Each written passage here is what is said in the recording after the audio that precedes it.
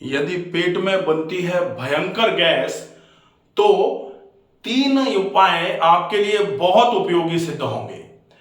कौन से हैं वो 3 उपाय? गैस बनने का मूल कारण क्या होता है, और जब गैस बनती है तो वो क्या क्या लक्षण आपके शरीर में पैदा करती है। पेट भारी रहेगा, बाईं तरफ ये ऊपर का हिस्सा जो है ना ये भारी भारी लगेगा, कभी कभी बाईं तरफ के सीने में भी भारीपन दर्द आ जाएगा, पीठ में इधर के तरफ भारीपन दर्द रहेगा, गर्दन भारी हो जाएगी, कभी कभी गर्दन के पीछे सिर का ऊपर का जो हिस्सा है ये हिस्सा भी भारी लगेगा, और कभी कभी जब गैस ऊपर की तरफ चढ़ती है तो सिर और आंखों तक गैस का प्रकोप देखने में मिलेगा आपको। ये जो गैस की समस्या है, इस गैस की समस्या को घर पर रहते हुए 3 आसान से उपायों से आप कैसे खत्म कर सकते हैं, ये जानने के लिए वीडियो में अंत तक जरूर बने रहें। अगर आपने चैनल को अभी तक सब्सक्राइब नहीं किया है तो प्लीज इस चैनल को सब्सक्राइब जरूर कर लें। गैस बनने का मूल कारण क्या होता है? पेट में गैस बनना। मूल कारण क्या है? मूल कारण है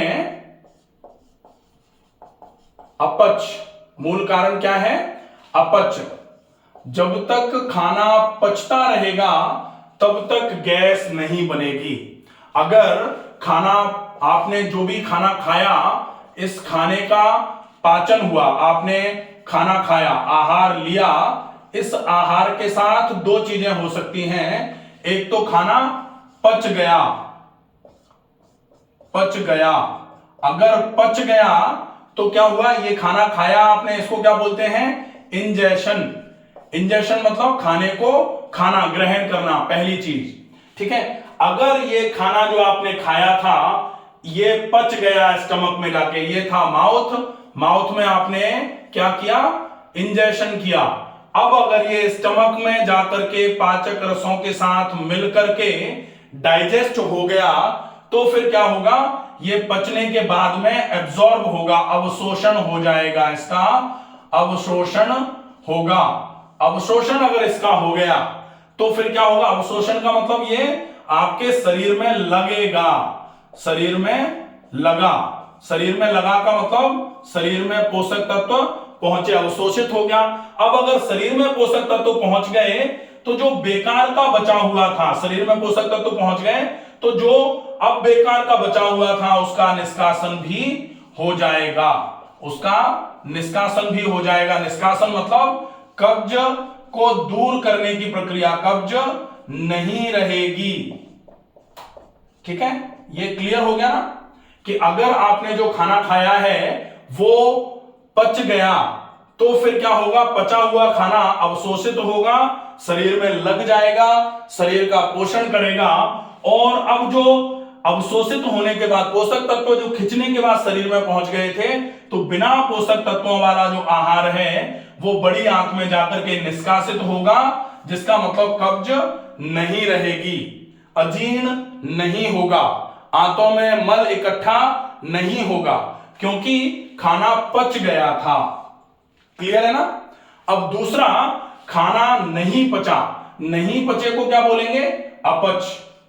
खाना नहीं पचा, इसका मतलब अपच हुई, और अगर अपच हुई तो फिर क्या होगा? अपच होगी तो फर्मेंटेशन होगा। फर्मेंटेशन मतलब खाने का सड़ना होगा, और अगर खाना सड़ना चालू हुआ तो फिर फर्मेंटेशन की वजह से गैस बनना चालू होगी। अपच होगी तो गैस का प्रोडक्शन होगा, गैस प्रोड्यूस होना चालू हो जाएगी, और अगर गैस प्रोड्यूस होना चालू हो गई तो फिर चूंकि पचा नहीं है, गैस बनना चालू हो गई है, अब इसका अवशोषण भी नहीं होगा, ये खिंच करके शरीर में भी नहीं आएगा। तो सारे के सारे पोषक तत्व कहां हैं? अभी आंतों में ही भरे हुए हैं। अब पोषक तत्व आंतों में भरे हुए हैं। अगर आमाशय में रहता अपच वाला तो पेट के ऊपर वाले हिस्से को भारी बना के रखता। अगर जैसे तैसे करके आपने और ऊपर से खा लिया और थोड़ा बहुत कुछ कर करा के आपने आमाशय से नीचे अगर उतार दिया इस खाने को, तो आंतों में जाकर के ये आंतों में सूजन करवाएगा, आंतों में भारीपन करवाएगा। ये सारा का सारा जो है प्रॉब्लम क्या करेगा? आपके आमाशय और आंतों की परेशानी का कारण बनेगा। आमाशय प्लस आंतों की परेशानी का, आंतों की परेशानी, और इस परेशानी को क्या बोलेंगे? बीमारी। बीमारी का कारण बनेगा। क्या कारण बनेगा बीमारी का? ये अपच वाला, अपच जिसकी हुई, जो खाना पचा नहीं, वो खाना आपके गैस बनाएगा, वही आमाशय और आंतों की बीमारी का कारण बनेगा। क्योंकि आमाशय और आंतों में वो खाना भरा रहेगा, निकलेगा नहीं। और अगर आमाशय और आंतों में वो खाना भरा रहेगा, निकलेगा नहीं, इसका मतलब क्या रहेगा? निष्कासित नहीं होगा यदि, तो कब्ज रहेगी। यहां क्या होगा? कब्ज रहेगी, कब्ज रहेगी। और अगर कब्ज रहेगी तो कहा जाता है कब्ज सब रोगों की जननी है, तो सारे के सारे रोग होने की प्रक्रिया शुरू हो जाएगी।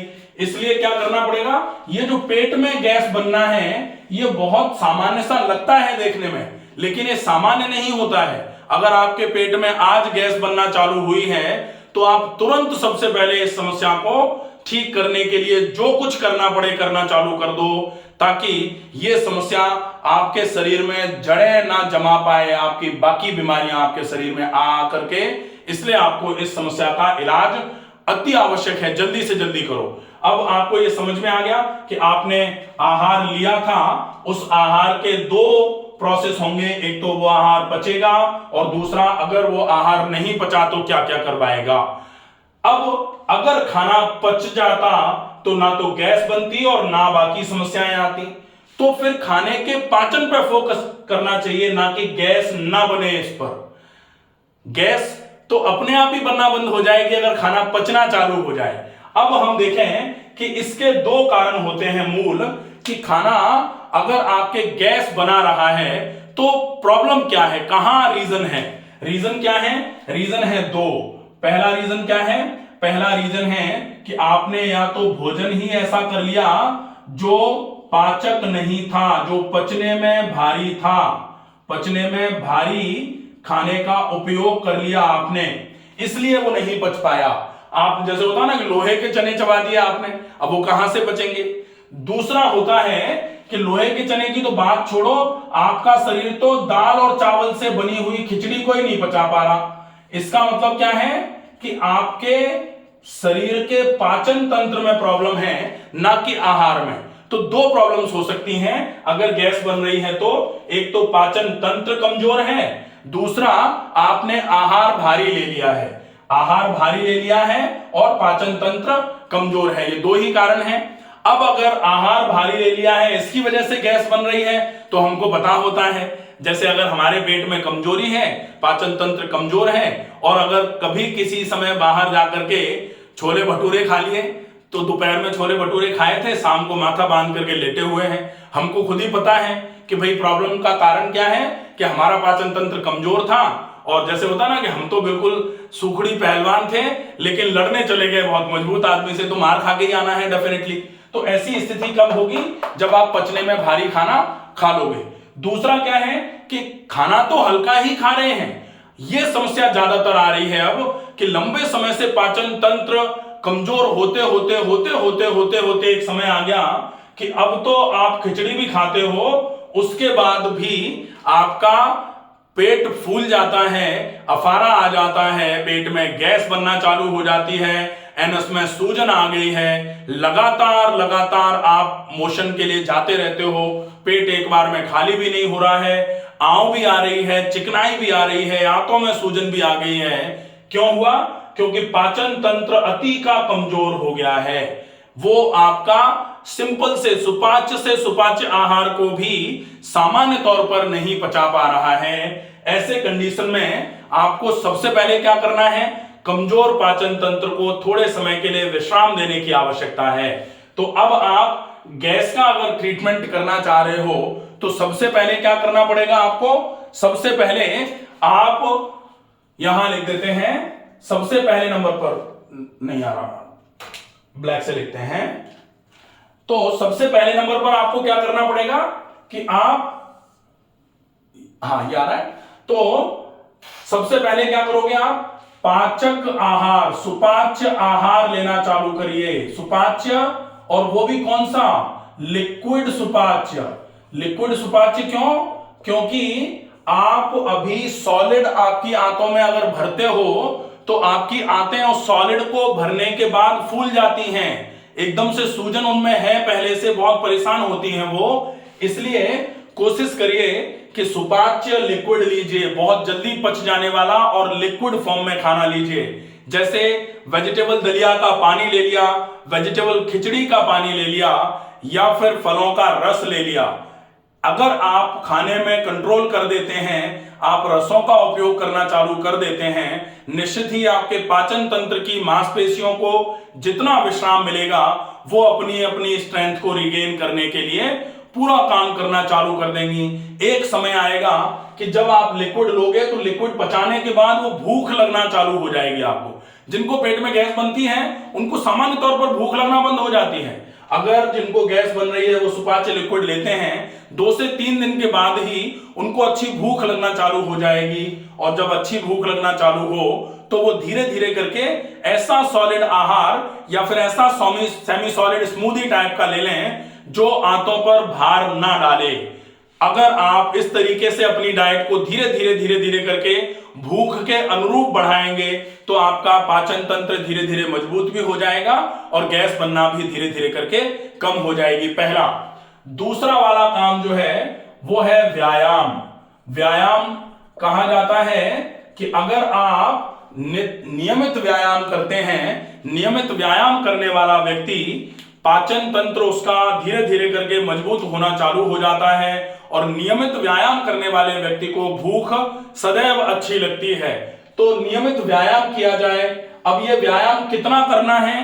कम से कम उतना करना है जिससे आपके शरीर में कम से कम 20 से 25 मिनट के लिए पसीना आए, लेकिन एकदम से एग्जॉस्टिव वर्कआउट नहीं करना है। बहुत धीमी गति से, आप तो चलना कर लो धीमी गति से, या फिर कुछ सिंपल से आसन जो हैं उनको धीमी गति से करते हुए उनके टाइमिंग को बढ़ा लो, और फिर अनुलोम विलोम प्राणायाम और डीप ब्रीदिंग का अभ्यास कर लीजिए तो दूसरा हो जाएगा। तीसरा जो है वो है प्राकृतिक इलाज, नेचुरोपैथी ट्रीटमेंट। नेचुरोपैथी ट्रीटमेंट में सेक, मिट्टी पट्टी, अनिमा और पेट का गर्म ठंडा सेक और गर्म ठंडा कटी स्नान, ये जो 4 इलाज हैं ये बहुत अच्छे रहेंगे। सेक, मिट्टी पट्टी, अनिमा एक सेट माना जाता है इसको, सेक, मिट्टी पट्टी, अनिमा पूरा एक सेट है। दूसरा पेट का गर्म ठंडा सेक, तीसरा गर्म ठंडा कटी स्नान, और चौथा ठंडे कटी स्नान का उपयोग। अगर आप ये करते हैं नेचुरोपैथी में तो ये पेट में गैस बनने की समस्या धीरे धीरे करके आपकी पूरे तरीके से खत्म होना चालू हो जाएगी। कुछ ये 3 तो ये चीजें हो गई।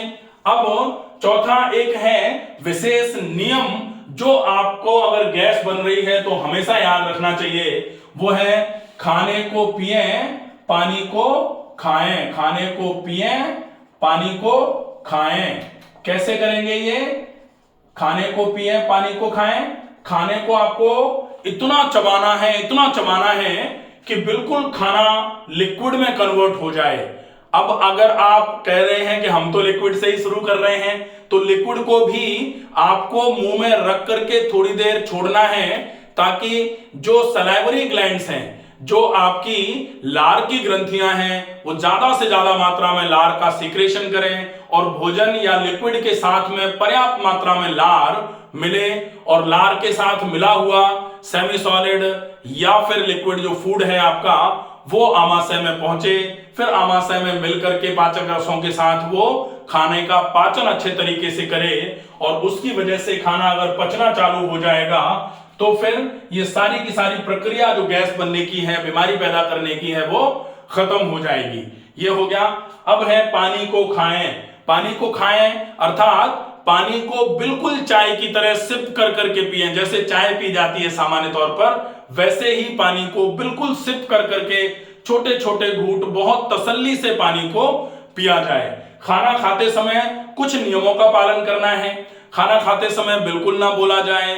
खाना खाते समय केवल एक है साध है सब सद है, सब साध है सब जाए।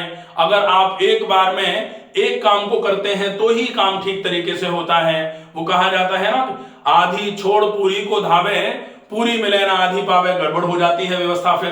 तो आपको इन सब चीजों पे फोकस करना है, आपकी ये गैस बनने की समस्या पूरे तरीके से खत्म होना चालू हो जाएगी।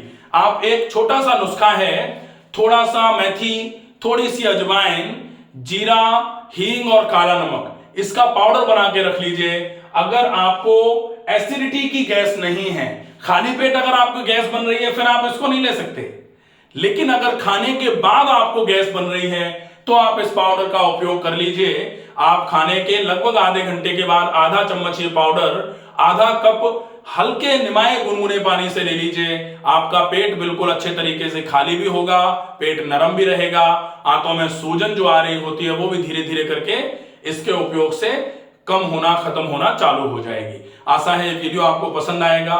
ज्यादा से ज्यादा लोगों तक इस वीडियो को पहुंचाएं ताकि ज्यादा से ज्यादा लोग जो इस पेट की गैस बनने की समस्या से ग्रस्त हैं वो अपने आप को इस समस्या से निजात दिला पाएं। स्वस्थ रहिए, सुरक्षित रहिए। धन्यवाद।